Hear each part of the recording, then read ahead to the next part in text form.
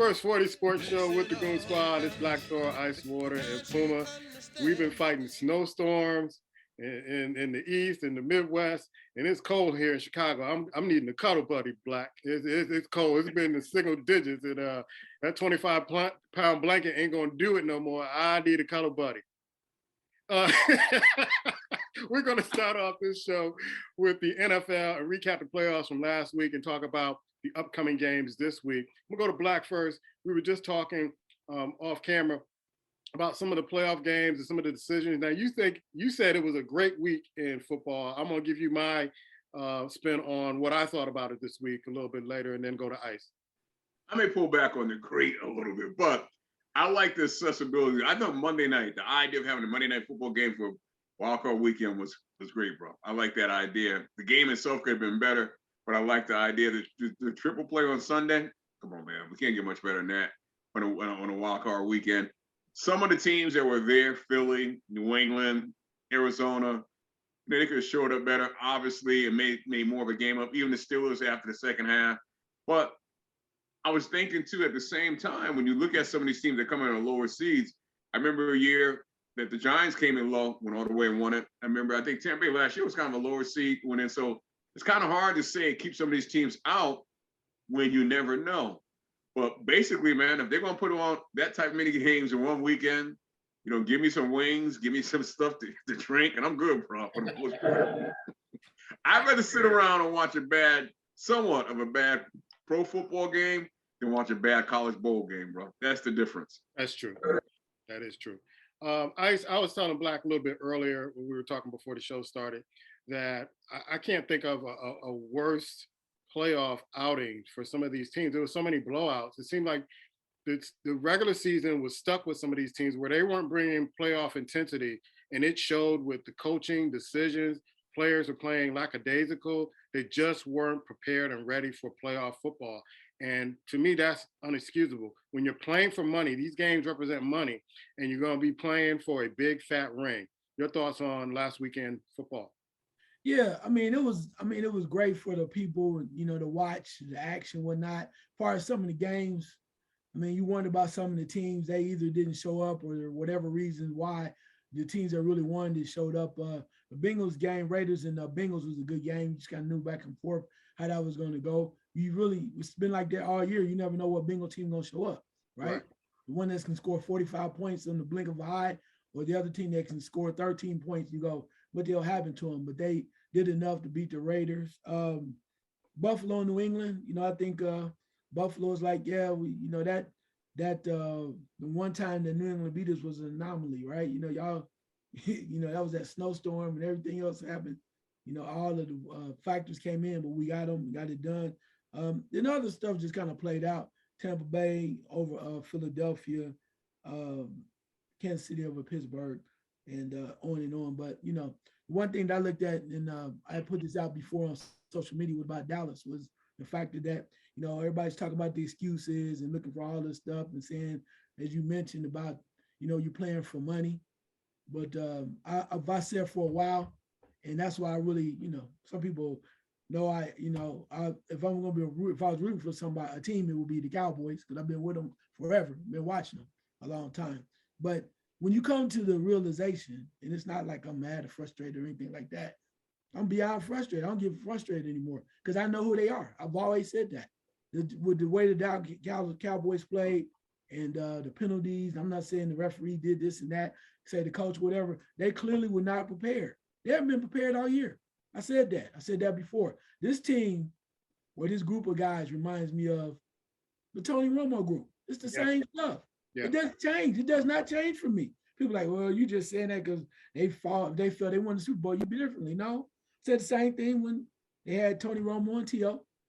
I said, all right, you want to get excited about it during the season. But I guess for me, though, this is real talk, I've been watching the Cowboys. I can tell you how old I am. But anyway, I remember when Roger Staubach started his first game, bro. That's how long I've been with the Cowboys. So I think a lot of these players, and I don't want to make this too much of a rant, but a lot of these players, modern day players on Dallas, they take for granted they're Dallas Cowboy players, and they wear the star on the helmet. So therefore, they just think they all these superstars, and they walk around like with chips on their shoulder like they done something. Okay, that's all well and cool, but the real Cowboys fans, it's like me. No, we was used to winning championships, bro. I don't know what the hell they doing now. So I look at it and go, well, man, I said, well, you name the coach. It's just it's madness. It's madness. Guys dropping balls. You know, like we said earlier off air, this will be my last comment on this, earlier about off air. And I said this before. How in the hell is it in the fourth quarter, you have a sense of urgency? Yeah. And you're making plays going down there. Everybody, oh, we got a chance to win it. You know, they gave it to us and we right there on the cusp of making it happen. You could make them same damn plays in the first half. I'm serious. When I'm looking at that, I was like, man, what are y'all doing? So instead of getting frustrated, I go, the only thing different is there's some different people with different names on it. Y'all just like Tony Romo. That's what I said. The real ballers for me, when I look up and I know this getting historic and the nostalgic is up, the ones that won and people that I used to watch. Yeah. As far as the Ring of Honor, this stuff right here, man, I can't even. I turn it on because it's entertainment, right? I should be watching bad boxing, like we talk about entertainment boxing. It's the same stuff, bro. I can't take it seriously because until they step up and say, "Here's we ready to play," every year it's the same crap. Dak got his money, all this stuff. Everybody, well, McCarthy won a Super Bowl. You say, I don't give a damn. I'm trying to tell you, it's just like Tony Romo. There's no difference. Do I like them? Do I hope they win? Yeah, and I've been a fan for a long time. But I'm a realist, bro. I ain't mad. Okay, well, somebody else gonna win. Well, can I double down on that? Yeah, because Dallas didn't lose that game in the last 14. Well, they did lose it in the last 14 seconds of the game, which you cannot justify that play call. And they've been trying to justify it, and the refs and all that other stuff. You can't do it. You saw Dak overthrown. Black has talked about it. We've all talked about it during the season. Overthrowing guys, not getting. They're putting a lot of pressure on them. So you can see the little happy feet, seeing ghosts, things of that sort. The running game. San Francisco has a tendency now to not play all four quarters. And they did it in the Super Bowl where they had Kansas City beat and they couldn't finish the game. And that's a concern I have with San Francisco, that you can play 3 great quarters, but that fourth quarter, you got to seal the deal, and they just didn't do it. I saw the Kansas City-Pittsburgh game, and, them trying to give Ben his salute, but Pittsburgh had no business being in the playoffs at that particular time. I think you're absolutely right with that, Black. Tampa Bay, Philadelphia, it's good that Philadelphia gets a taste of it to see what it's like to play a top-tier team in the playoffs. And I know people in Philly were excited about them being in the playoffs. So let's see what they do with Jalen Hurts with that. Buffalo and New England, it seemed like the magic ran out with Belichick and getting that team to overachieve this year. And then I did watch the Cincinnati-Las Vegas game, and I thought Carr would really pull it out. But it's something special happening in the Bengals. Not saying they're going to win a Super Bowl or anything, but it's something special happening with Joe Burrow and that team up there. But it just felt to me that this was the most lopsided in playoff games that I've seen. And it just seemed like teams weren't really prepared. The coaching lacked a bit. The preparation for the teams lacked a little bit. And it just seemed like hopefully this weekend will be a better outing with these teams, with the top tier teams coming up. Black, any more thoughts about this, man? Yeah, I wanted to jump on what Ice was saying about the Cowboys, because, from an ex-Cowboys fan, current Cowboy fan, he nailed it. But the Cowboys live on the legacy of their old players that they have built. And they believe because they're Cowboys, it's like a rite of passage for them. And their fans are the same way. It's like, okay, we're the Cowboys, we're going to win. We're better than everybody else. We're America's team. And you're not America's team anymore, bro. Realistically, you're not America's team. You might have been back in the day. And it only comes from you be on TV all the time. Now, don't get me wrong. Network television still tries to put you on quite a bit, but you have more non-Cowboy fans than Cowboy fans around this country. I'm just going to be honest with you. So with that being said, they walk around like, they're entitled.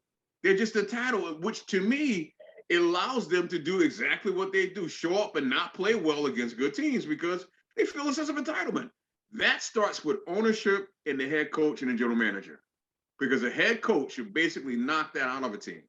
Bill Parcells will not allow you to walk around and feel like you're entitled. He just won't allow that to happen. A good head coach will basically shake that out. But when you got a head coach basically, such as McCarthy, early in the year, saying we're going to go in and do not, you're playing into the stigma that the Dallas Cowboys walk around with their chest poked out act like they're better. Now you're saying that about a bad team, granted. And that's why I thought a couple of weeks ago when the Cowboys played, I think it was the Eagles, if I'm not mistaken, Eagles rest 19 players, 19 starters. And you got Dak out there throwing 5 touchdowns. Bang, bang, bang. What are you proving? But no, you want to be the Dallas Cowboys, you ain't ready to talk about you. Jerry Jones wants to dominate the headlines all week. But when you play a good team, you come out, you got the receiver. Only been in the league 1 year, come out this year. We're the best receiving corps. Huh? He dropped more past CeeDee Lamb. Good receiver. Bang. He says, bang. Drop more passes. Dak all over the place. Zeke don't really want to play anymore. I'll be honest with you. If they could give Zeke his money and he don't show up, Zeke would be happy. Let's be real. Zeke do not want to play anymore. I don't care what he says. He's doing something else different. Playing the guitar, painting on flowers, whatever it is. Zeke is not into running the ball no more. It's gone, bro. And even that defense, supposed to be, how you got guys, this is the thing that kind of befuddled me. How you have a defense, your defensive linemen holding people. Holding. I never heard of that. You hear cornerbacks maybe grab somebody. You got defensive linemen, the guard is trying to get by them, and they're holding them. I'm like, who does that? Who? I forgot, the Dallas Cowboys. But realistically, their head is always blown up like, okay, we just show up, it's going to happen. And the rest of the league and the rest of the fans love it when this happens to them because they walk around, their chest poked out, and they haven't done nothing. No, you can't live off what Michael Irvin done, Troy Aikman done, Roger Staubach. Time to create your own. You can't live off that anymore. But that's what they live off. Oh, we this American team. I mean, Dak said before, everybody wants a shot at. Nobody wants a shot at you. You're nothing. No one outside of that little circle of Dallas, nobody cares about you Cowboys. You got a few people walk around your jackets that kind of migrated, but most true fans see you for who you are. You're front runners. I call you preseason champions. That's what I call you. I said Ice back in, it was a week where New England took them to overtime. And I'm like, I don't think this team is ready. When I saw that during the season when New England could take the Dallas Cowboys, who was supposed to be much more superior than New England, take them to overtime to try to get a victory, I'm like, I don't know about this team in the NFC. You got some strong teams in the NFC. But your last thoughts on this subject of last week? Yeah, I mean, it's just one of them things, man. I mean, the one things I look at too is, I mean, we talk about the head coach and the ownership and all that other stuff, talk about them thinking, no, they're still the greatest thing since sliced bread and their entitlement.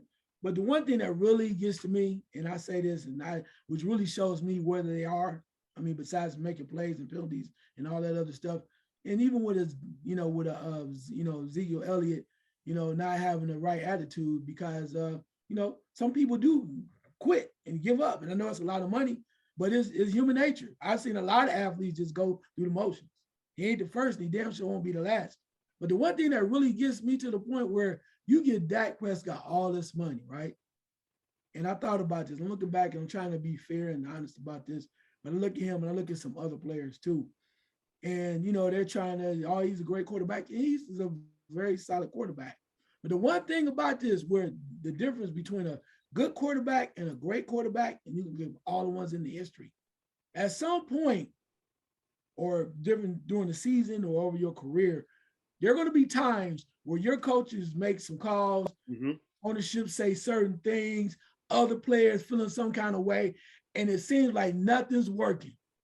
And then all of a sudden, because you ever play quarterback, I play a little quarterback, I know a little something about that.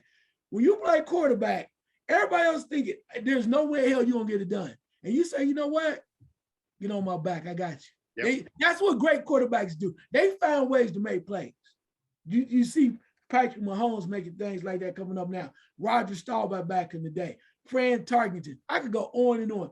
Certain times, I can tell you, I know for a fact that Tom Landry back in the day with Roger Staubach, they make a certain kind of way because they're so rigid and so robotic way that they play football. Staubach get to the line, make a check off, see something different, and make a play and win. Yeah. How many times and no disrespect to the legacy of Tom Landry, may he rest in peace. But how many I can tell you the number of times that Roger Staubach saved Tom Landry's ass and the rest of the Cowboys because that's who he was. That's a legend, bro. That's how you win. That's what legendary great quarterbacks, even to the points of ones that play on bad teams. They made plays. You go, damn, what they ain't supposed to do? Like, man, I don't know about y'all, but and I'm gonna throw this last thing up. It's the reason why Brady is who Brady is. Yeah. Okay, I'm gonna tell you that 100. I'm not just jumping because everybody telling me how great he is. When that dude comes in there with his attitude, 6th round pick, and tells somebody, look, this is what we got to do. You know, it's the reason why when he went down to Tampa Bay, Mike Evans had never won before. Antonio Brown wanted to be on it. And after they won the NFC Championship game, he said they was down there popping bottles and drinking champagne. Everybody excited. Brady's like, yo, man, put that ass up, man. Put that mess up. This ain't nothing. Y'all ain't won nothing. Wait till you win the championship and let's go. But it's the mindset of an individual, especially a solid, great quarterback. That's what you do. Dak Prescott, you got the money, bro. You got all that. We need you to win the damn game. If you don't, you Tony Romo, bro. And I always said the same things. I get off this Dallas Cowboy rant. Danny White was the damn punter for the Dallas Cowboys. And you know what? If nothing else, they went to the NFC Championship. Lost to the 49ers. You know, lost to some other teams. But they made it. A damn punter. And he was loaded. Dak Prescott, you got all the talent around you in the world. It's time for you to rise the hell up, bro. Take some of this on your own shoulders and go, I got this. I'm going to show you how it was done. Too many damn people. And you go, well, I don't know. And you drop, the ball is short, all this nonsense, bro. Sometimes you got to rise up and be a damn leader. You ain't been one. Same way with Tony Romo. So like I said before, as I get off of this, it's the same. It's only thing different is it's just different people with different names in the same damn uniforms. It's the same stuff, bro. Because I'm a real one with that. I mean, maybe y'all with some other ones or whatever team you roll with, I'm a real one with that. So like I said, until I see it differently, it's the same bullshit, bro. It's not a surprise. So some of them watching this, it wasn't a surprise. It was a surprise to Dallas Cowboys fans, but it wasn't a surprise to the rest of us. Right, and it's a surprise to some other people. But I'm like, I expect winning out. But like, oh, you just saying that when they won the Super Bowl. When they had T.O., I said the same thing. Then I stopped watching them because they had T.O. because I didn't like the way his antics. Did they win? No. So it's the same thing. So, there's so much other things I can do. I watch it for entertainment, but I ain't mad. It's like this. If you know something gonna happen, last but not least on this last rant, it's kind of like watching the damn Charlie Brown one specials. And every time Lucy take that damn football and she put it down, Charlie Brown every time you looking like, well, maybe one time they're gonna let him kick the ball. One time, yeah. I'm over half 100 years old. That fucker still ain't kicked the ball. It ain't changing. It ain't changed. It's the same result. And guess what? Till Dallas Cowboys do it any differently, it's gonna be the same thing. Lucy gonna be pulling that fucking ball, and he'll go, ah! You know what I'm saying? Following his ass, and all of a sudden you go, damn, Charlie Brown curses rats again. She got them. Come on, man. Yeah.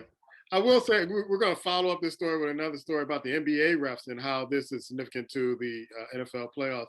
But I will give Dak some credit. It was a story written that after the game, he asked all the players in the locker room to put in $500 in the pot for the practice players. He's like, they don't get paid as much as we do. So let's, look out for them. I thought that was real nice. I thought that was real nice. Look, let me say one last thing on this. How about win the damn game, bro? Hey, I'm not a Cowboy fan. I'm just trying I'm just saying. Let me just say this real quick. I got to push back on that, bro. And I'm going to tell you why I'm going to push back on that. Okay. Because he was asked Sunday about the fans throwing stuff onto the field. We're going to get to that. And so, no, that little 500 to the back, bro, come on now. See, let me just say this real quick. That's Dak's problem.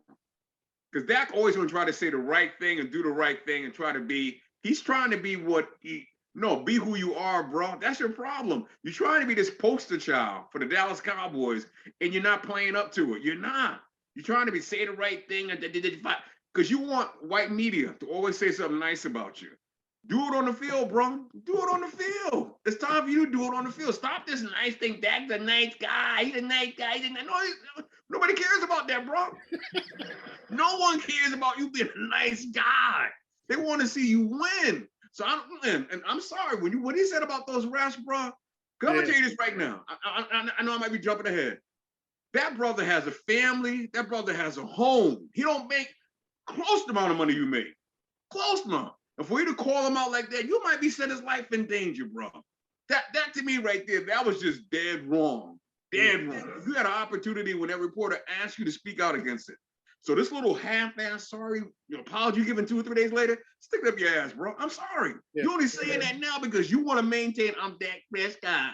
I'm the nice guy. Get out of here. Yeah, we're going to go into that story a little bit in more detail later because the NBA refs, when the NBA refs were saying, hey, there needs to be some punishments and repercussions for this, that's really saying something because they get a whole lot of stuff from fans and stuff like that. But let's go to next week. You got Cincinnati at Tennessee. You got San Francisco at Green Bay. You got the Rams, who look like world beaters, as Dean Salter used to say, against Tampa Bay. And you got Buffalo against Kansas City. I'll go with Black. What do you think about these games? What are some of your predictions, bro? Wow. Kansas City looked, pretty good last week. Granted, it was against the Steelers at some point. The Steelers kind of gave up, but Buffalo's coming in, man. If they can run the football in Kansas City, and if they can kind of make, Mahomes a little uncomfortable, they have a shot. They have a shot. I'm going to give them a shot, man. If they can do that, I'm going to give them a shot.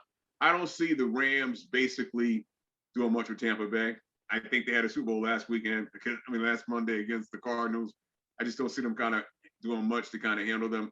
I think that's going to be it for them. So I forgot who Green Bay is playing. Green Bay is playing San Francisco. San Francisco. As you said earlier with San Francisco, they don't give you 4 quarters. And you can't do that with Green Bay in the sense where Aaron Rodgers is going to basically just keep coming with that offense. But I think San Francisco will make it a game, but I'm not sure they can basically take down Green Bay. Green Bay is waiting.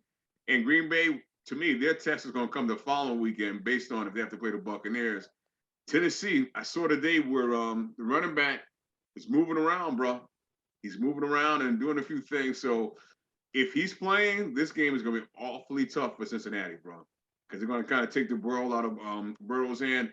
But even if Cincinnati loses this game, which I will believe they will do to Tennessee, it's been a hell of a year for them, bro. When you think about it, I was thinking about this. I was watching the other day. You can't call them the Bungles anymore, bro. You just can't call Cincinnati the Bungles anymore. That organization has turned itself around. They're pointing in the right direction. They got good players. I mean, the only thing that kind of makes me think a little bit about this, I'd have loved to see Marvin Lewis on the sideline, this happening. And for some reason, it couldn't happen when he was there. He just couldn't get it done in that sense. But they got a good quarterback. They got a good wide receivers. They tend to gel together. It's going to be a tough game. But if they're running back, if he's playing for Tennessee, Henry, I'm gonna take Tennessee. I'm actually going to go online and take the Bills. I'm going to take the Bills because I just think, to me, Kansas City, I think they're rolling, but they've been kind of up and down all year, and they might be down just a little bit. Take the Packers and take the Bucks. All right. I'm going to go to you, man, because hopefully this will be a better weekend and not lopsided wins and more competitive than last weekend. What are your thoughts about this weekend coming up in the NFL playoffs? Yeah, man. I mean, you just never know, though, because if the team is ready, they're ready to play. Like I said, one week can be up, next week can be down. Cincinnati and Tennessee, Cincinnati needs to score points. They want to score points. They can't get in that mindset of playing conservative because that's what Tennessee wants. They want to score 18 points, 20 points, and win the ball game. Cincinnati all year long has found ways to put the ball up in the air, get mixing going. And you're right, when you bring Derrick Henry back, slow the ball down, time of possession, things of that nature. So the question is, it's kind of like when you be moving up in the NCAA basketball or even in college football, the top games, you're going to make mistakes. You got to be willing to take them chances, man. Can't get conservative. Bengals, you got to just ride the horse that got you there, right? So they going to have to just do what they do. Play football. Try to score as many points as you can, take some chances, but you cannot play the game that Tennessee wants. But with that being said, I think unfortunately for them, because they're up and down and they're not being consistent enough and they're away from home, I think Tennessee's going to find a way to win it. They're going to try to keep it low scoring and pound the hell out of them, make them tired, make the defense tired, and win that game. Green Bay, San Francisco. San Francisco is up and down. I told y'all. I said Green Bay is ready, man. I told you. Aaron Rodgers on a mission. He's going to tell everybody to try to show everybody that they was wrong. I still think that mission continues for them. from the COVID lies allegedly and whatever it is. Dude just mad. He mad at everybody, mad at the NFL, mad at the owners. So I think they can continue to move on, especially being at home. Rams in Tampa Bay. Wow. Matthew Stafford going after Tom Brady. Despite not having, Antonio Brown, and I think they lost another wide receiver last week. Still, man, Tom in the Bucks, man, they look like they're ready to play, and that's just what they do. So I'm going to take them because, especially being at home, I think they're ready. I think this is, I said it before, I think this is Tom Brady's last season. I really do. I think it's the last season. So I don't think he's going to try to go out with, let Matthew Stafford and the Rams come down to Tampa Bay and beat them. So I'm going to go with Tampa Bay there. And last but not least, Buffalo and Kansas City. Buffalo has the ability to be exciting at all times. They dropped 47 last week on New England, on the Bill Belichick New England team, and everybody knows how tough New England's supposed to be. But Buffalo has a lot of weapons, and they can play defense too. But one thing about this, I went back and looked at some stats. I'm gonna choose Kansas City. The reason why I'm choosing Kansas City because Mahomes and all of the weapons he has, right? They found another running back. Somebody's like, well, where the hell he come from? Found another running back, kind of like Tampa Bay, running back by committee. But then now it's that time of year where like Tampa Bay had like 3 tight ends playing last week. Hell, I didn't even know Brady was still on the team. Brady came out was making plays.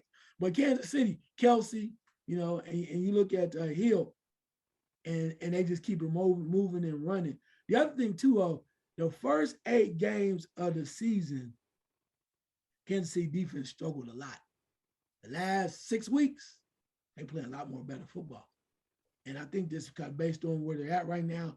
And Mahomes is getting to this next level thing, bro. That dude is magic. And unless you shut him down, and as Blackthorn mentioned, the Buffalo defense is going to have to play out their minds. Because you give that dude just enough time, and then you give him a reason to play. And what I mean by that, too, is I tell y'all this all the time. It's a difference when you full, and then you want to try to eat again. So they won the Super Bowl, came back last year. Yeah, well, we could have won it. We made it to the Super Bowl. We didn't. That's a nasty taste in their mouth. They're hungry again. And Mahomes is like, he wants to win one more time. So with that being said, I think they're going to have enough. Something about Buffalo, they've been inconsistent. 1 week, 47 points. Next week, they win 20. Next week, or whatever, they lose to New England. Then they mess around and either lose to the Jets or lose to Miami. I'm like, you can't be inconsistent like that. Not with the way that Kansas City plays at home. I think they get it done. They get enough. They'll get it done. So Kansas City. You said something about that game that made me think about Buffalo, inconsistency of Buffalo. The quarterback really scares me. He concerns me because he'll have one good game and then he'll find a way to throw an interception, make a bonehead play. And I still don't trust him at quarterback. I trust Mahomes more than I trust him at quarterback. I think sometimes the Buffalo quarterback tries to do too much and then winds up hurting his team more. Tampa Bay, as long as you got Tom Brady and Gronk, I do agree with you. This might be Brady's last season. It may be Gronk's last season too. You got them two together, you're good. You're good. They will figure out a way to do something. Green Bay, I'm just waiting for Aaron Rodgers to nut up. I'm just making it play. I'm looking for him to do. He did it last year when they had a chance to win. And if you start putting pressure on Aaron Rodgers, what San Francisco, their defense can do, because they did it last game. Can you get him to see ghosts, get him running a little bit, tag him 2 good times, and see whether or not he makes business decisions instead of football decisions on the football field. So they may win against San Francisco, but I'm not looking for him to be in the Super Bowl. I already gave you my prediction of the Super Bowl. We're going to run back next year. Cincinnati's been a great season. You have nothing to be ashamed of, but I think Tennessee's going to just ground and pound and just make you want to quit and look for your vacation plans in Cancun somewhere, because that's a big boy coming out the backfield, and I can't see a lot of people wanting to tackle him, especially when it gets cold and you're out there for a long time. Like, what am I doing out here playing football where I can be on the beach with some lovelies? So it should be an interesting weekend in NFL playoffs. Black, you sitting there leisurely. I'm gonna give you the first crack at college basketball and your eye test, sir. Well, I was happy to watch Kansas, Oklahoma, which turned out to be a pretty good game the other night, man. Oklahoma kind of surprised me. It kind of took Kansas to the wire, almost basically snuck the game out. And a little surprised at Kansas. They weren't as sharp as I thought they was going to be.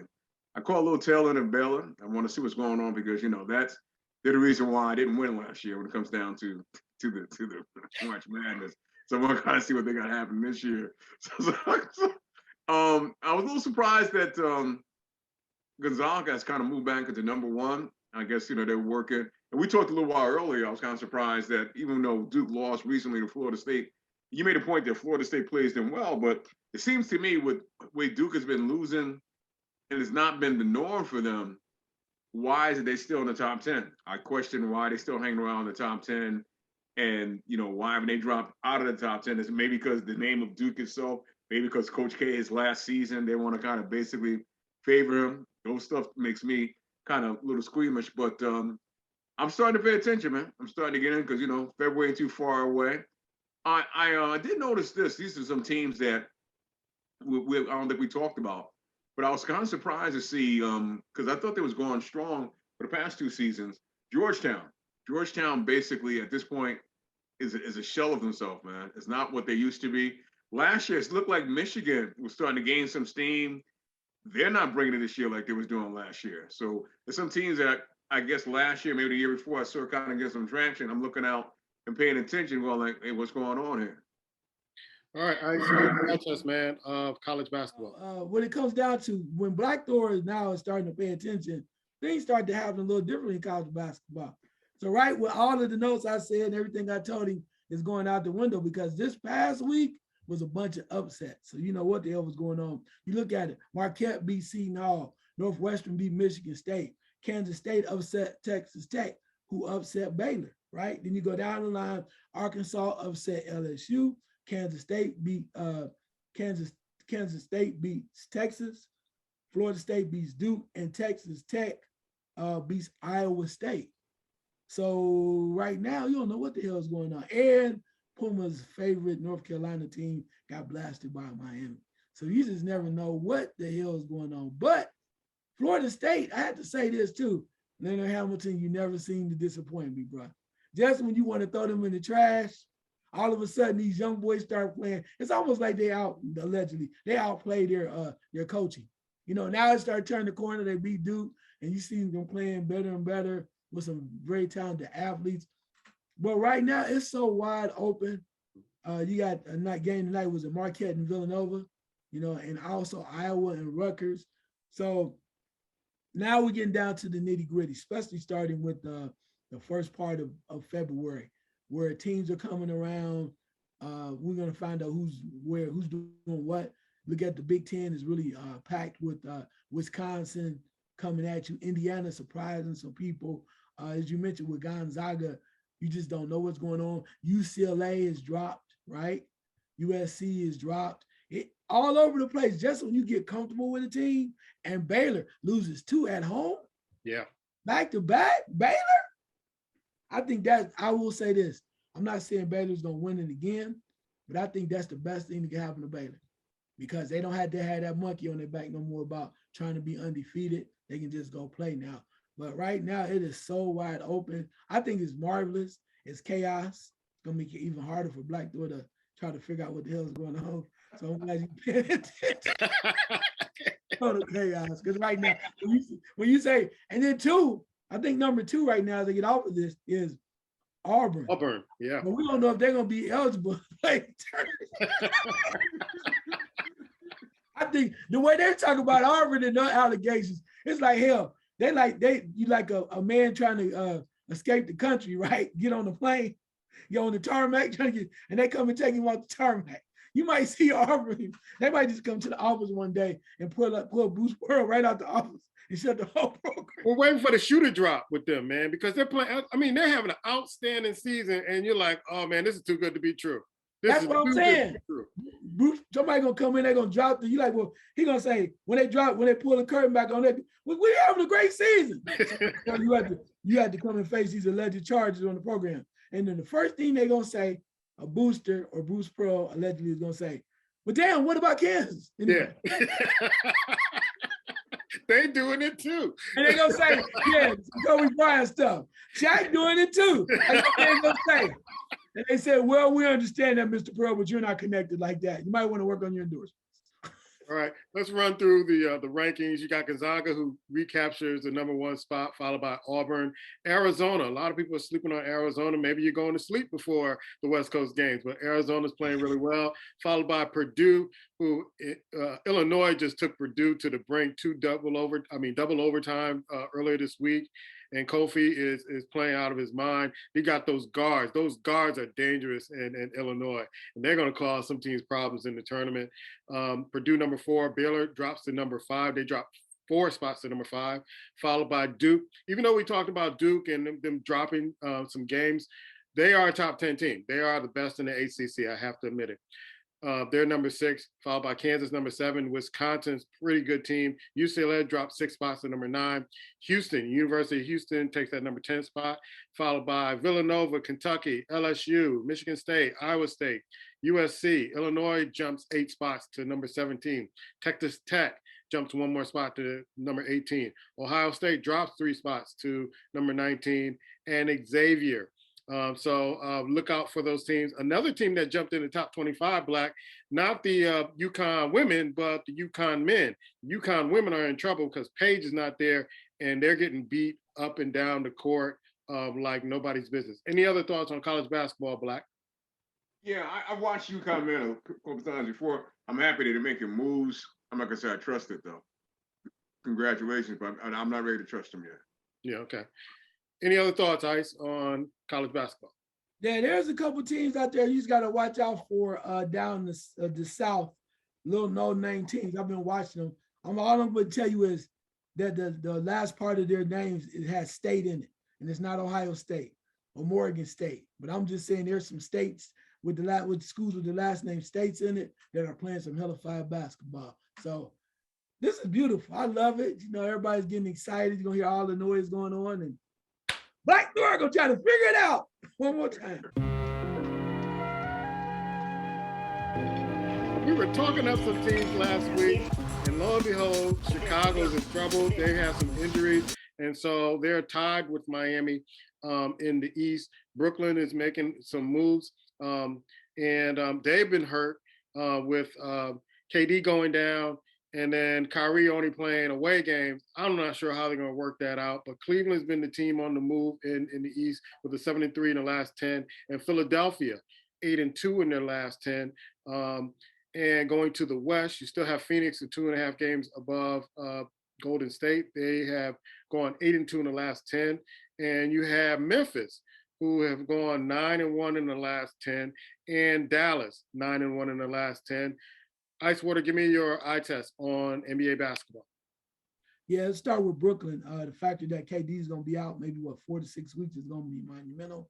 See how they adjust with Kyrie Irving on playing part-time games. And I just think Harden's going to have to put him on his back as usual during the regular season. Have to open up the Pandora's box and get back to the Houston mindset for a few games, because that's what he got to do, is score a lot of points. But when you mentioned about Chicago and the injuries, it's just kind of the way that things are going for a lot of teams. You got to prove that you're still able to rise up. They still have a really solid team in Chicago, so I think they'll be okay. Miami always find a way. It's always ugly for them, and then they always find a way right before the end to kind of get hot. So it's interesting there. I know we'll talk about that later on, because you mentioned about some things that are going to be happening on. I'll talk about that later. But Philadelphia, right before the trade deadline, we have to see what happens there. Milwaukee's doing their thing. Washington is in the 8th spot, and as long as Brooklyn doesn't finish first, I said you don't want to play the Washington Wizards, the misfit toys. You do not want to play them because they're dangerous. They have that kind of talent on there, so it'll be interesting there. In the West, Phoenix, Golden State, Memphis. Golden State still has Wiseman to come back. I think he's going to be a major part for them when he comes back and plays. Also, too, the Lakers are in the 8th spot. So wouldn't that be interesting? Lakers make the playoffs, and in the first round they have to play Phoenix.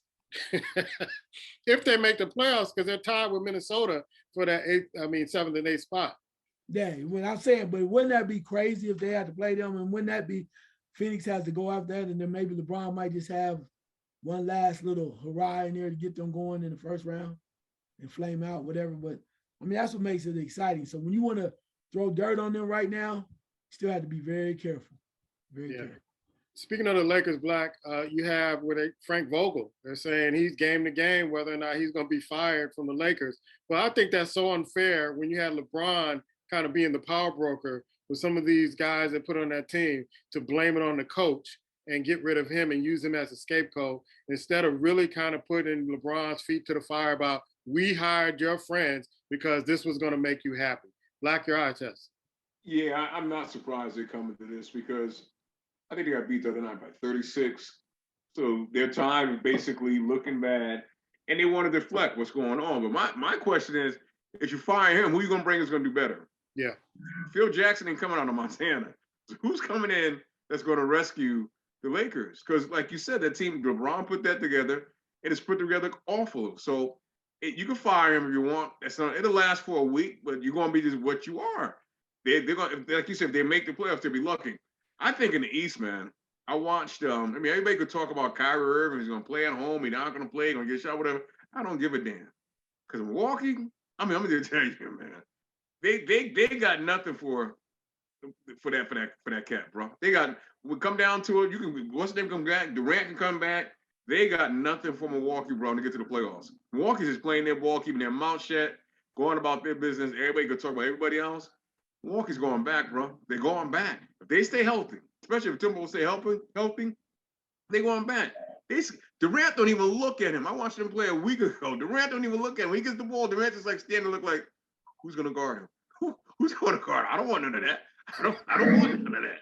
So you're telling me, and I'm tired of people making a big deal. I was watching the cat used to play for Boston a little while ago. He was like, the Nets are sore for not making him get, bro, you can't make nobody get a shot. If they won't let him play half the season, that's their business. He's a grown man. If he don't want to get a shot, he don't want to get a shot. It's not the KD and Harden to make him get a shot. At the end of the day, man, it's a basketball game, bro. If he don't want that fluid in his body, leave him alone. I mean, don't sit on ESPN and let them tell you what to do and just be a mouthpiece.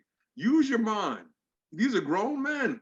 If the Nets want to pay him for half the season, that's their business. This USA, bro, leave it alone. Now, would it help them? I don't know. I don't care if he plays the whole season. I don't care. They're not beating Milwaukee. They're just not. And I look at Golden State. They can say all they want. You don't have great Draymond in, you lose, whatever. That team ain't as strong as we think they are, bro. I'm just going to say it to you right now. Every now and then, Curry does what he's doing. But at the end of the day, I don't think they're going to have enough to get over the hump. I wouldn't have said this 3 weeks ago, but I watched him a little bit up close, and something's going to happen. I noticed this too. He came out and said recently that when they had KD, that they would be Chicago Bulls. Back when they were playing Chicago Bulls with Scottie Pippen, Tony Kukoc, Michael Jordan. I'm just going to say this, bro. Curry, you're a great shooter. They knock you around now, bro, and you go get quiet. They would have knocked the shit out of you back in that day, bro. Trust me. You would not been getting half those shots off. Mike would have looked you square in your face. You'd have been on the sideline sucking your thumb. And I'm gonna leave that right there. Yeah, the Bulls were kind of rough, and you had teams like the Knicks, Detroit, and that roughed them up, that made them that way. So give credit where credit's due.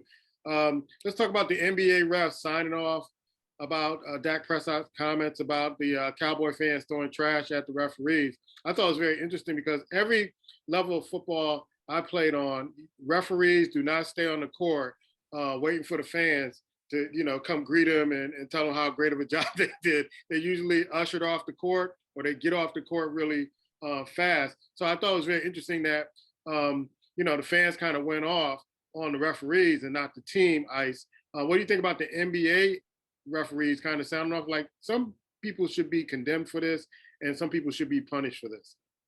Yeah, well, it's a brotherhood, and they know how hard it is to make calls, especially in tough games like that too. So they wanted to make sure that they were okay. And then when you supposedly have a superstar or the team's so-called leader and Dak Prescott is making atrocious statements like that, it really goes against what is supposed to be about the league.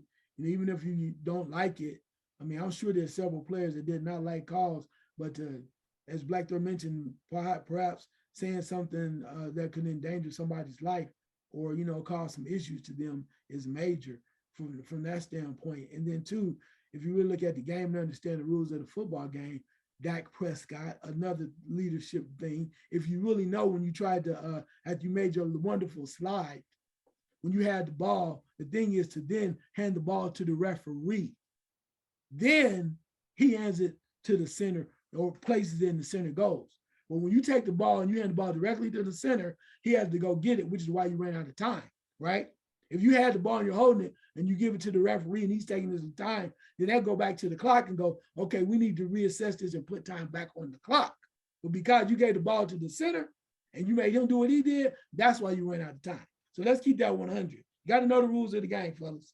You might kind of get caught up in the hype, but the whole point of it is, again, why blame the damn referees, bro? I mean, hell, I remember when back in the day when they used to use put rocks in the and bottles and snowballs and bust referees upside the head.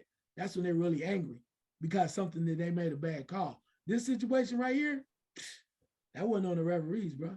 But I understand why the NBA is backing them because it's senseless for a player to come out and saying what he said, especially when you make a bunch of money. Because you know what it is. Once you take your jersey off, you don't give a damn about the game, bro. You still like you said, you're going to Acapulco. Where the hell you getting your flight arranged? You got the family at the airport waiting on you. Come get that private jet. You don't give a damn about the game after that. So why endanger a referee's life? He got to go home and get ready for the next one. If they choose it, now they might not even use that squad again because you said they were bad. And you're taking money out their mouth. Now, Black, I know you had a rant on this earlier, man. I'm going to let you go on this one because I know some referees, and I have at times when I was playing in league ball, stuff like that, I didn't have respect for referees, but after knowing them, and then Django actually served as a referee, getting their perspective of how they see the game and what they go through, I have a healthy respect for referees. Sometimes when my team's not winning, I don't, but I have to give them their respect. They go through a lot. Yeah, I think it's incumbent upon the league itself, the NBA, NFL, whatever league, is to protect the referees as much as possible. Because at the end of the day, they protect partly the integrity of the game. And we will allow them to basically be frowned upon, throw trash at, make them the reason why, a game doesn't go a certain way. It's not fair, bro. It's not fair. The majority of times, these guys get it correctly. And we can stand there ourselves, and we not get probably 50% of the calls right. Goes down the field as fast as they're moving. And they're up in age. So to me, when you have a big responsibility, as Dak Prescott has, you're a leader of the Dallas Cowboys, the head of the Dallas Cowboys, you must really understand what you're saying. You must understand what you're saying and understand the gratitude of what you're saying, or the gravity of what you're saying. So when somebody says to you, they were throwing stuff at a referee, and you said, well, they deserve to have it, or something of that nature, credit them that, you credit the fans for doing such. Bro, you may not think it, but you're kind of exciting fans to do such. Maybe games in the future, whatever the case may be, you are setting the tone for that to happen. And again, like I said earlier, this cat, you got nuts out here, bro. Somebody could basically find out where he lives, try to do harm to him or his family over what they think he did wrong. And like Ice pointed out, he did nothing wrong. He did his job. For you to train and do this every week and didn't know to give him the referee, that shows your stupidity. But I think that we need to realize that we have to understand the words we use and how we use them. Man, they carry a lot of weight. Now, I find this interesting. And I know most people may not say this, and I haven't heard this on any part of anybody's network or talking about it. That was a black man, bro. That was a black man, just like you. He may not make $40 million like you, but that's a black man that you basically calling out, acting like, he should be harmed in some fashion and have stuff thrown at him. Where's your black ass when what's name was taking a knee for brothers that getting shot in the street? That's when we want to go that far. We don't. Like I said, you probably go somewhere now with your white girlfriend on vacation. No, because we all ain't living like you, Dak. He may not be living like you. That's why I say you have to understand the words that come out of your mouth. Just don't always try to speak to white America, bro. This is a melting pot. Understand that. Yeah, you got that little commercial going on. That can leave you in a heartbeat in a day. So really, to me, for that reason alone, you should make that statement. That reason alone, you should make that. You should look at that man realizing that this is his part-time job, a part-time hustle, what he does. And for you to say something that can endanger his life, bro, I find that I apprehensive. I just don't like it. I don't. And then act like to come out 3 days later, I want to, no, bro. You should find him personally. You got enough money to find him personally. You know what? Be big enough to hold a press conference with him and apologize and stand up for referees. Here again, they don't get it right all the time. No, they don't. But you can't tell me if in 4 quarters of playing a game, any game, one call by referee is going to determine the game. No, it doesn't, bro. It takes 4 quarters to get to the final. Grow up. Yeah, well said, fellas. Well said. The next story is the Warriors part owner made comments about he doesn't care about the genocide happening due to the Chinese government. That's what I went up to boycott a couple of weeks ago in Milwaukee in the Olympic trials.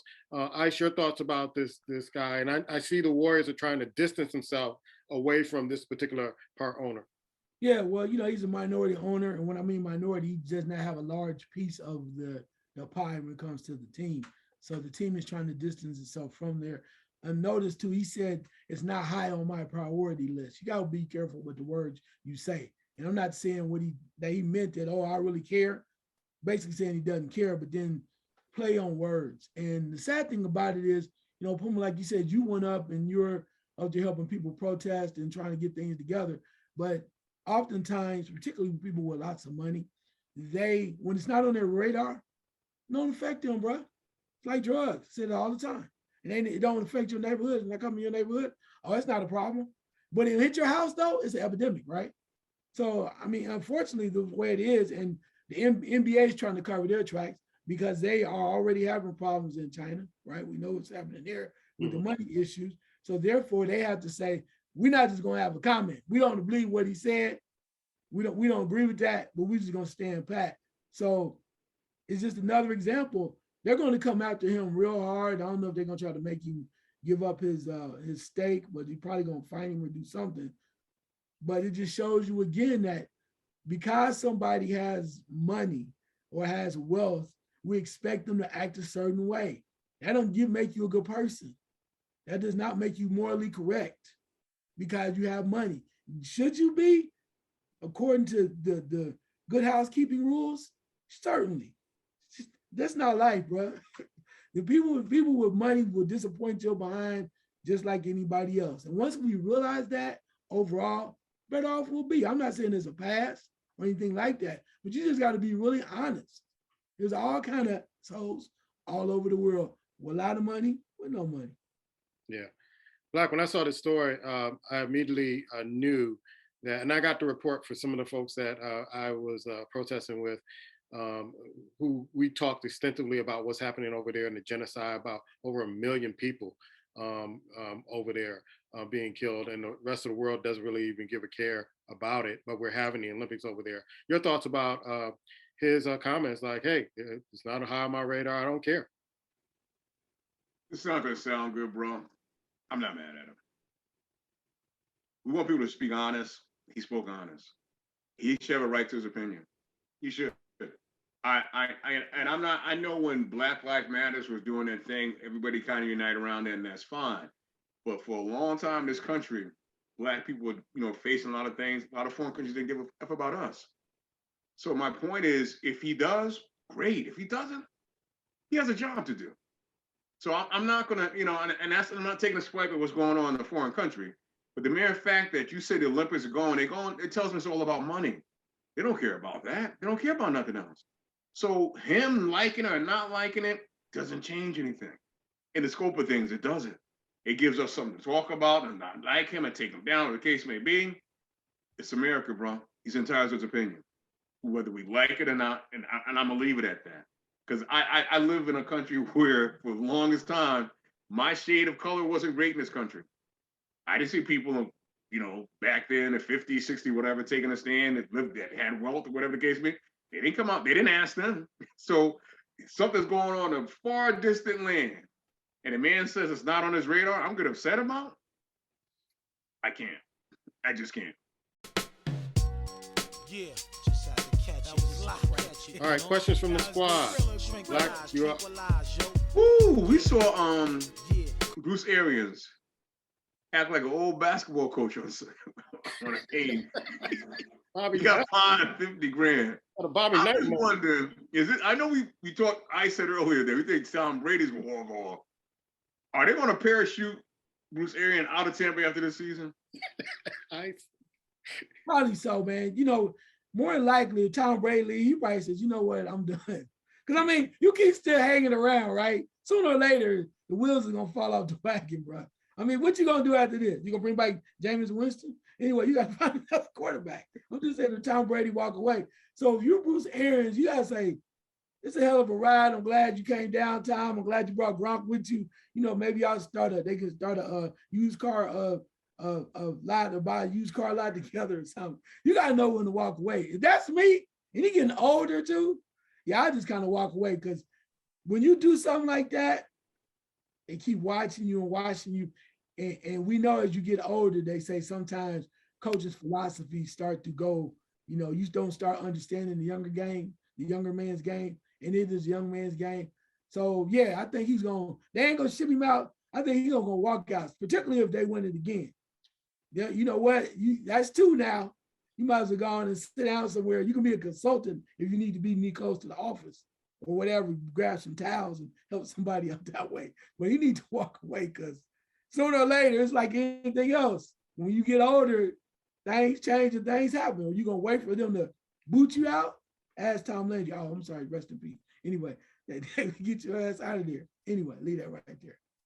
Yeah, I think this is the end of the road for him, man, because he's been making a lot of missteps with the Antonio Brown situation. Um, it didn't ever seem like he ever got along with Tom Brady. It seemed like, Leftwich is the guy that Tom Brady kind of leans on more of getting that offense together. And now you're getting to the point where if you start trying to lay hands on players, it's time for you. It's time for you to go. Because I'm surprised the player didn't lay him out. Or, hit me upside the head during the game. And maybe, he think he's back in high school and all that stuff. But once you get to a point where you just start trying to lay hands on folks, you're getting that frustrated. Maybe it's time to go. Black? Yeah, I think so, man. I kind of thought so with the Antonio Brown situation that they were probably kind of get him out of there. And it's interesting because I'm looking and thinking, they're going to move up. I mean, Brian Leftwich is rumored that he might be headed down to Jacksonville, and that's that could be another question, if you come back to me. But I do think that it's time for him to kind of step down. I mean, I really do. He seemed like he's angry. He's on edge. You don't want to be there. Bro. You don't want to be there. Bro, step down. Step down. I mean, you step down, but it's like I don't understand. You have one ring. If you're that upset, move out the way, man. Let someone else take place. Move out the way. But it just seemed like he's grumpy's not even the word, bro. It's not even the word. And I don't know where his mind is to run out in the field. I could almost see if you shove the guy. I could almost get that. But to hit him in the head with all kinds of concussions and stuff going on, it's just, if you want to shove him a little bit, I can say, okay, I'm not saying it's right, but we get that. But hit him in the head like for what he was doing, it made no sense, bro. It made no sense. And it almost, you treat him like a little child, too. You really basically kind of diminish him down to a young man. And yeah, that wasn't cool. So I can't imagine the ownership was going to bring that back again next year. I just can't see them rolling into that again next year. Because I was thinking about the Antonio Brown situation, and he was in Pittsburgh when Antonio Brown. Oh yeah, right? So I think he had some axes to grind against Antonio Brown. Even before, I don't think it was his decision to bring him in. It was Tom Brady was like, listen, we need this guy in. We need to get ownership. If you don't mind, I'm going to touch base on that real quick because I remember he said, remember that happened with Antonio Brown? He's cut. He's no longer being. Now, the word was they're going to cut Antonio Brown Monday by 4 p.m. Antonio Brown lasts until Thursday, bro, which says to me ownership was giving Antonio Brown a chance to clean up his act and come back and play.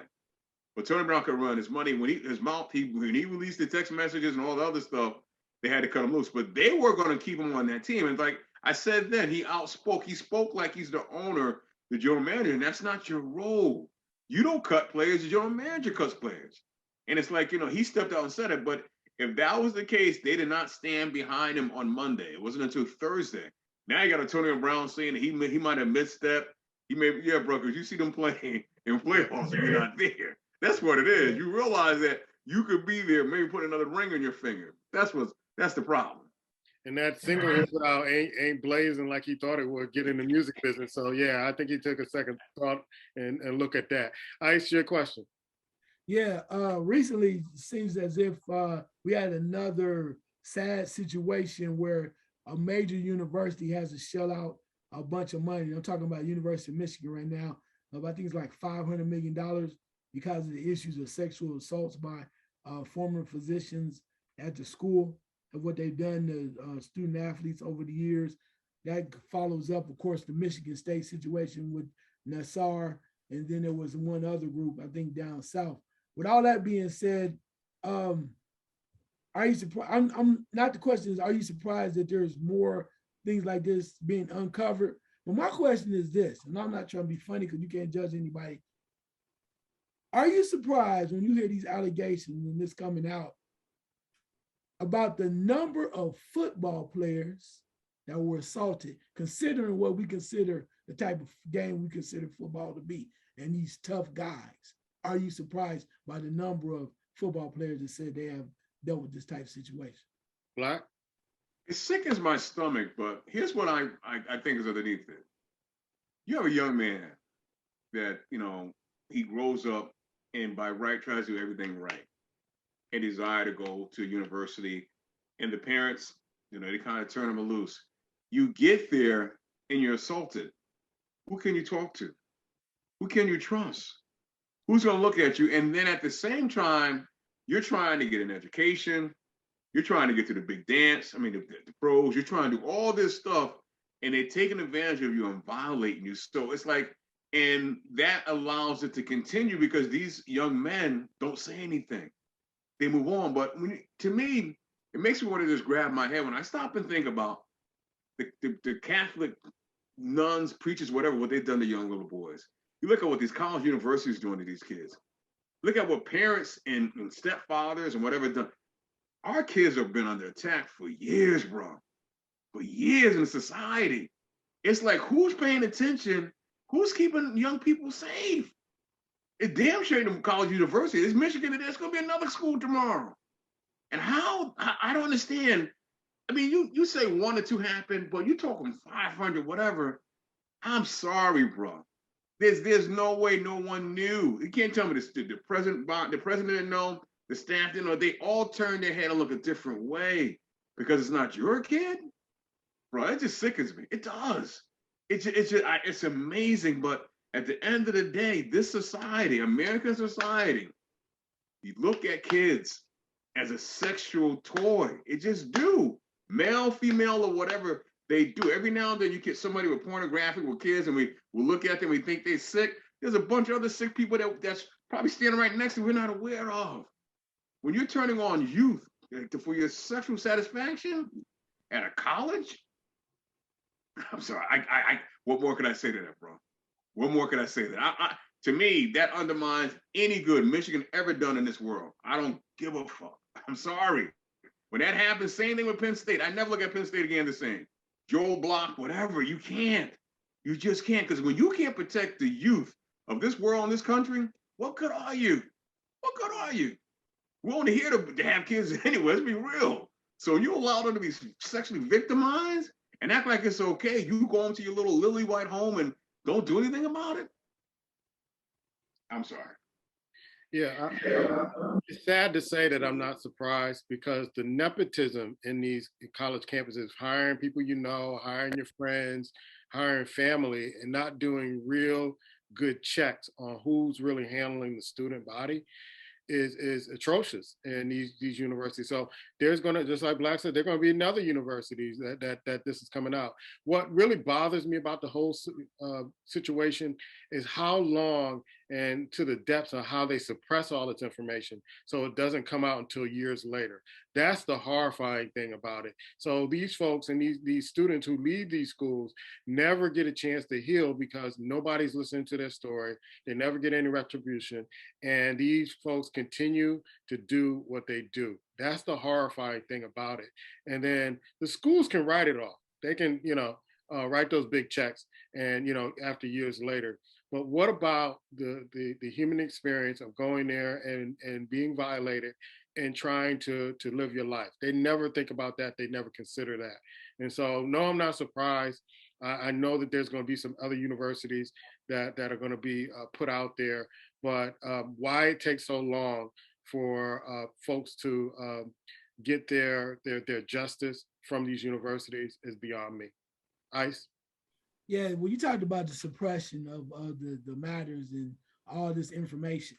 And then they have to relive it again when it come back up to, as far as the settlement, who got a settlement and whatnot. But like I said, it's kind of, when I mentioned that earlier, it's kind of just to bring your attention to it.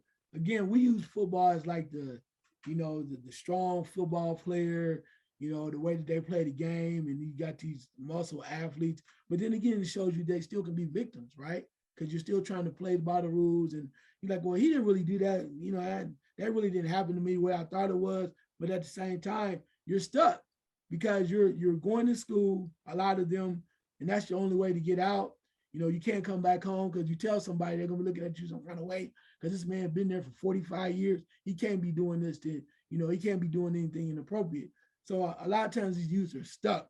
But it's just amazing how deep the cover up goes. And now Michigan went to the point where they literally, I think they went to the Board of Regents or their Board of Trustees where they removed the president of the university. Because along this going on, he also was supposedly messing around allegedly with some other employee at the university. So it's just all kind of corruption going on. So it's like, for all of the way we praise college sports and these universities, we forget that this machine is happening on behind it. But as long as we got March Madness and our stuff, we just buying in. I said for the longest time, that's what we mentioned about, oh, we're going to get to the bottom of it because the FBI is investigating. Man, it's all about the cash dollars, baby. Cash money. Run the world. It has, and they hide all kinds of stuff. Unfortunately, we have a lot more victims than we know of. I think I'm just gonna be chill today. Black, your last second shot. I'm gonna leave it right there. I'm gonna leave it right there because we have to start doing a better job of taking care of our youth. We just have to, bro. I mean, they're dying, being victimized sexually. It's where is we're going to be with our country 20, 30 years from now? What's going to happen? Because we're looking for them to kind of move in when we kind of move out, but we keep preying upon them for our own selfish good. Where are we going? Yeah. Last second shot, guys. Yeah, I'm doing something twofold real quick. First of all, a friend of mine mentioned that the Boston Bruins retired a Willie O'Ree's jersey. Mm-hmm. And Willie O'Ree was like the first African-American to actually play hockey. And my friend was like, he played like 2 games. Did he ever really play? I was like, well, it's the premise of the benefit of him being the first man ever to do it. And then in the time that we live in, then the NHL is like, well, we got to do something because we don't want to get caught off guard, right? But it's the same thing too. You got to do things when it's the right thing to do. And I'm glad he got honored that way too. But then again, second thought is like about baseball, okay? Coming up with a baseball Hall of Fame for next year to the point where Roger Clemens, as far as we know, the Clemens, Barry Bonds, and some others supposed to use steroids. This is their last time on the original ballot. So the question is, are they going to get in? No, are they going to miss it? They should get in. Again, I told you, it's a lot of messed up people in the Hall of Fame in baseball.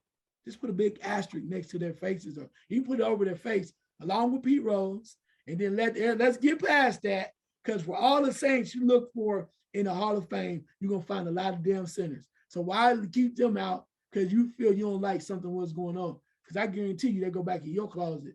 You might have been doing some stuff you may not be proud of. Yeah, I got to give a rest in peace to Lucy Harris, a basketball pioneer. She passed away at 66 earlier this week.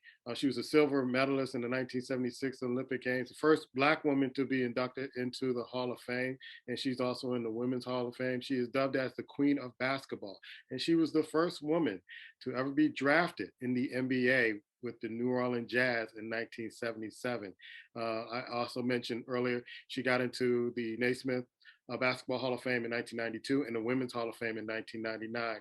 Rest in peace. You have left a great legacy, and I hope people look up your accomplishments, including graduated from a college with a record of 109-6, record, and 3 consecutive national championship attending Delta State. So rest in peace. That's our show. Stay tuned for the fight game with me and Ice right here.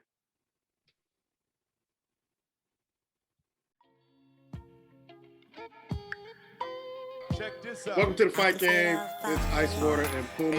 And the first thing we're going to talk about is Terrence Crawford, the lawsuit against Bob Arum.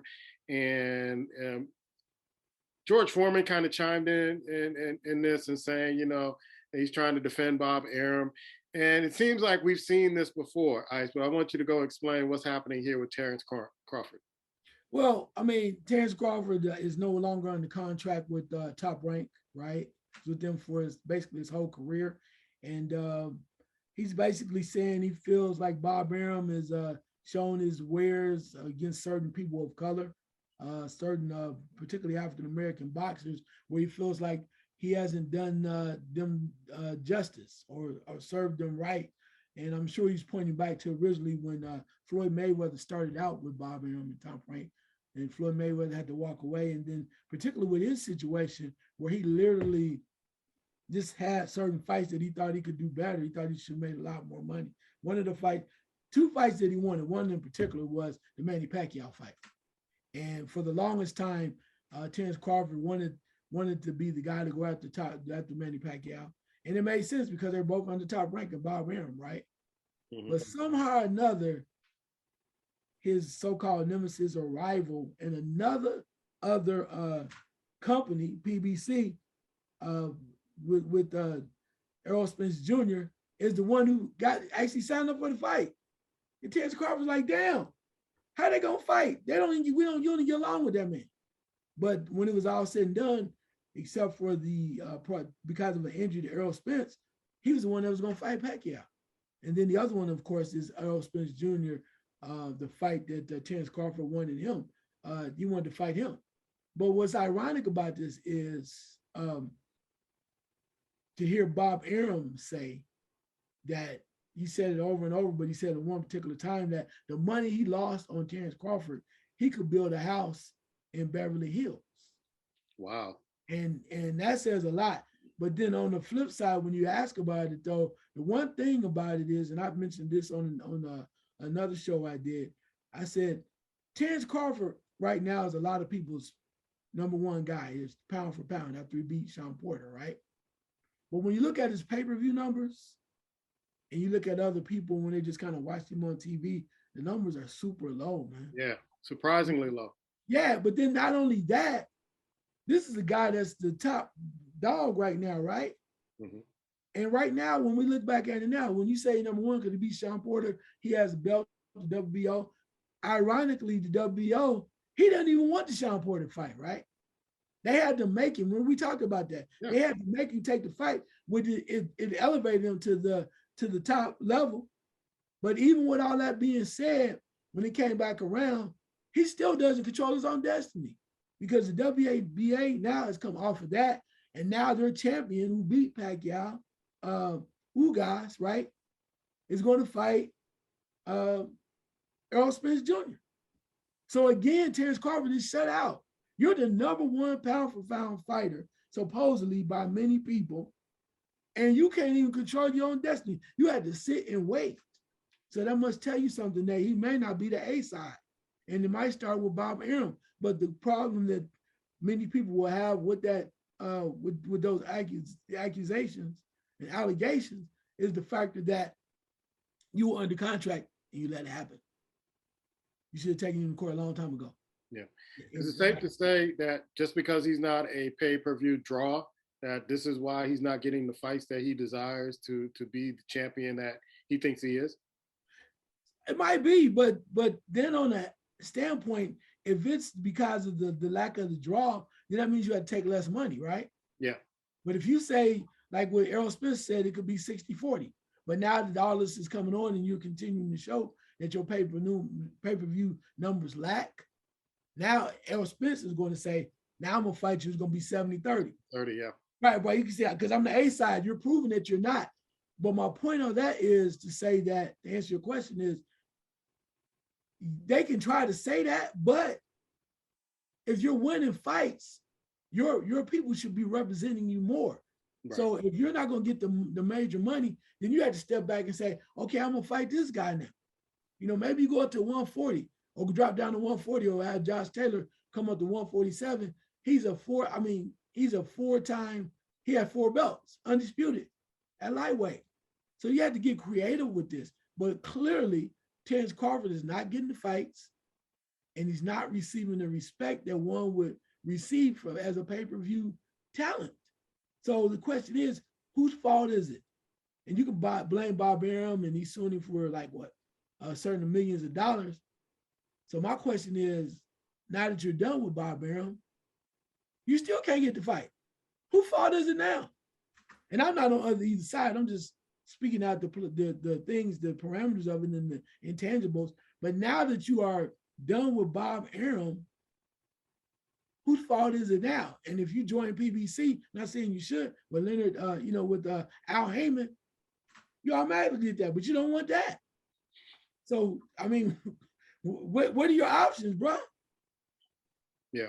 And I always thought it was a mistake. And I know you want to fight in front of your hometown people, but I always thought it was a mistake that he always had fights in Nebraska. He didn't go around the country, kind of build his brand, go to Las Vegas, go to New York, go to New Jersey, Atlantic City, go where folks go to watch boxing. Folks aren't watching boxing in Nebraska. And I always felt that he really hurt himself with having most of his fights that he fought in his career in front of the hometown in Nebraska.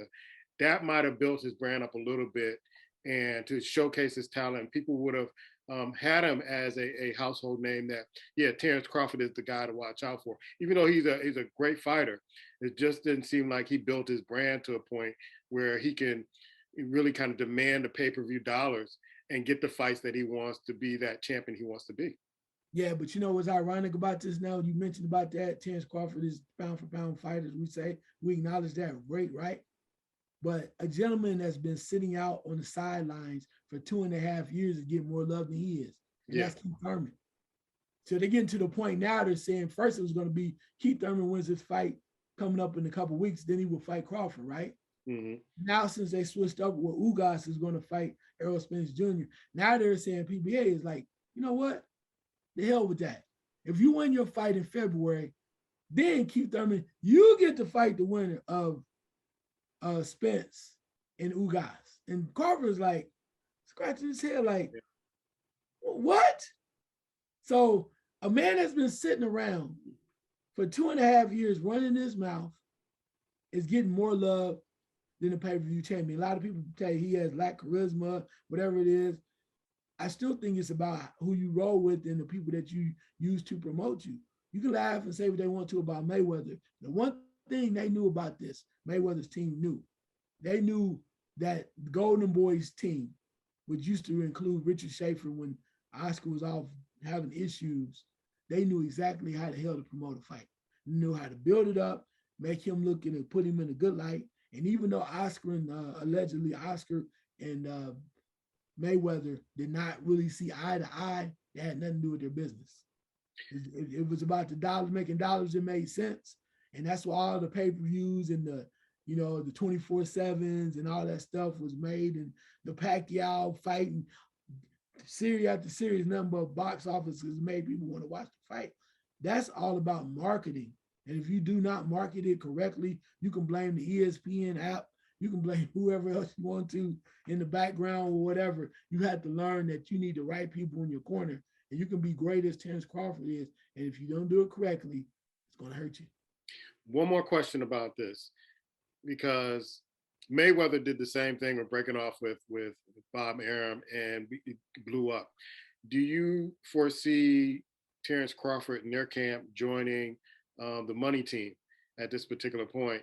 Because it seems like this is a way to get more money, more pay-per-view, more controversy, more kind of people talking about you, the same way Floyd Mayweather turned into Money May after he left Bob Arum. Yeah, I don't think so. And I'm going to tell you why, unless it becomes dire straits. Because I don't think Terrence Crawford wants to have to go to Floyd Mayweather and have him say, see, I told you, I had to show you how to do it. I think Terrence Crawford's a little proud. You know who I am. I'm pound per pound. This is my time. I'm the guy.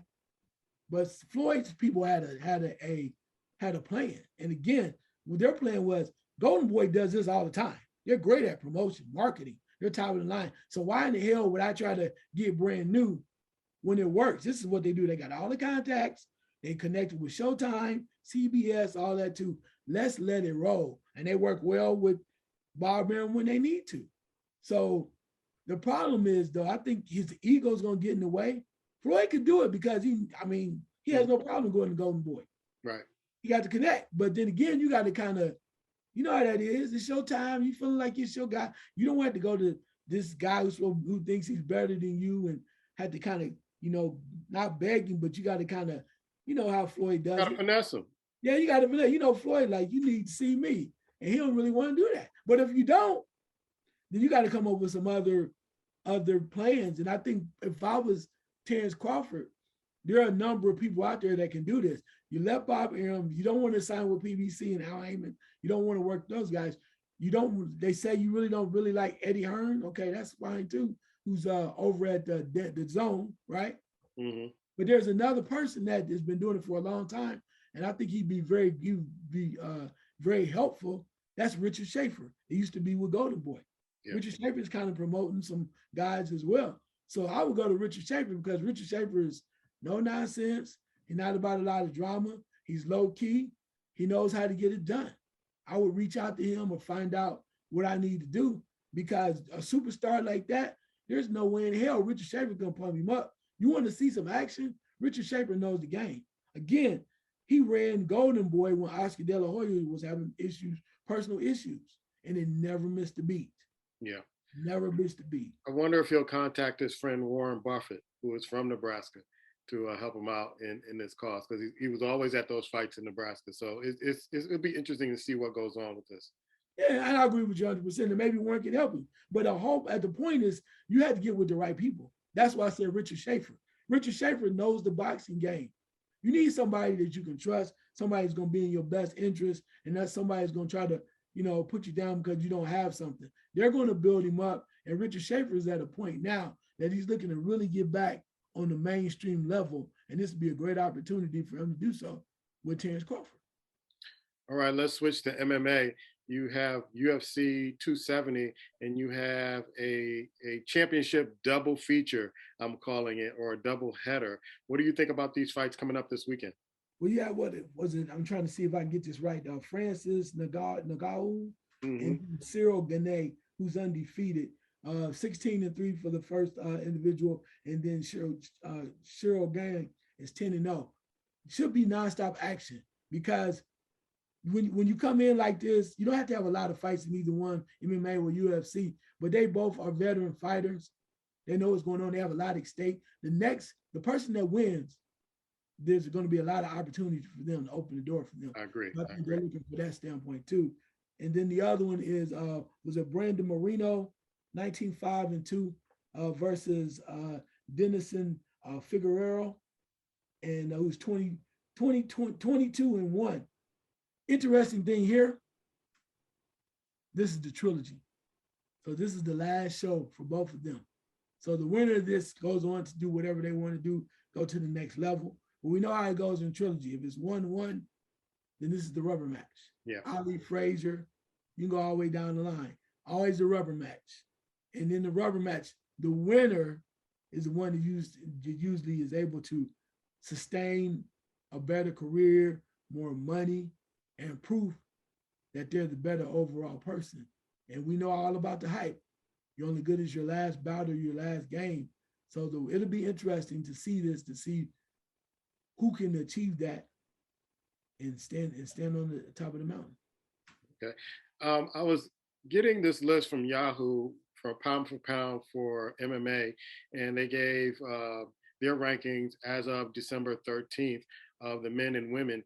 Of course, Usman is number one, followed by Israel, Charles Olivier, Alexander Poirier, Max Holloway, Robert Whitaker. Who surprised you that they're not on this particular list that they put out for pound? Wow. I would have to say probably, man, I can't think of the brother's name. He's a heavyweight fighter. Yes, I know you're talking about. Oh Yes, my God, big kind of strong brother. yeah. Is it Johnson?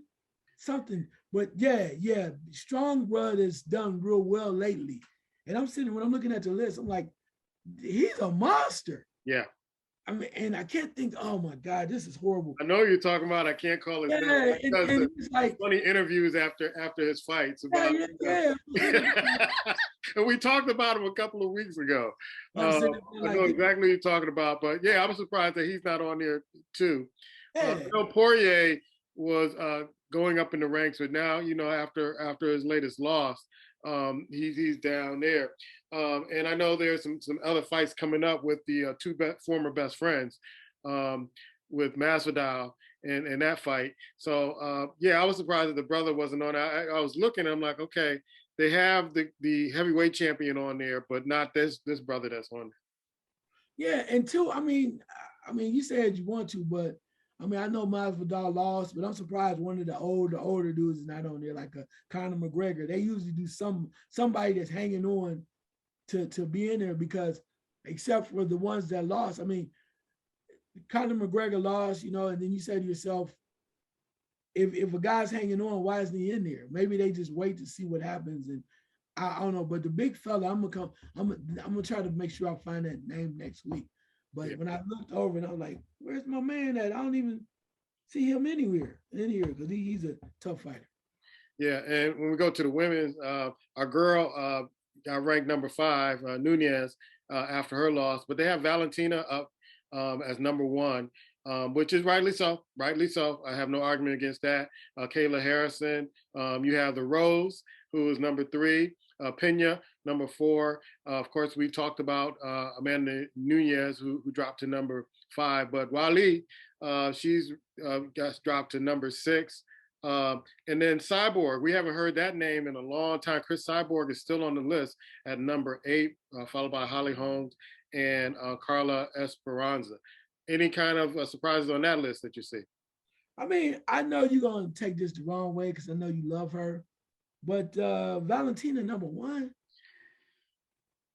I got to put her number. I have no argument with number 1. I mean, after Nunez got beat, who is the star power that could bring pay-per-view views, who has been looking outstanding in her victories, her last few fights? I mean, I don't have an argument against her as number 1 at this particular point. I mean, I get that, and I know what she did when she came back and she won her most recent fight. But I'm like, maybe it's time for giving Kayla Harrison a little love. She only 12-0, but I'm just saying, she undefeated, right? Mm-hmm. And Valentina is talking about she fight anybody now. So let's see if she number 1. You know what time it is. Yeah. I know she's not gonna do it immediately, but my thing is, I know that Pena and Nunez are gonna probably fight again. Okay. But Valentina, you say you the girl, you say you number 1, you know what you need to do. Need to come holler at Nunez one more time, baby. Yeah, because she was previously ranked number 2. And so when Nunez dropped out of the number 1 spot, I mean, she just graduated to number 1. So I have no problem with that. That's fine. Let me ask this question. Let's say Pena and Nunez fight again. Nunez wins, right? Do you think Valentina is ready for another shot at the big title? I'm not sure about that against Nunez, because I mean, Nunez is I don't know. I don't think Valentina would get up to that weight to be able to handle Nunez at this particular point. Okay, Bob, let's change it up then real quick. Let's say they meet at a catchweight. She drops down, Nunez drops down. Again, my want to know is, whatever weight you want to put it at, is Valentina ready? Another chance to try to stand toe-to-toe one more time with Nunez? That's what I need to know. That is a fight I want to see. Okay. I want to see. So after Pena did what she did to Nunez, I didn't think Nunez could lose another fight.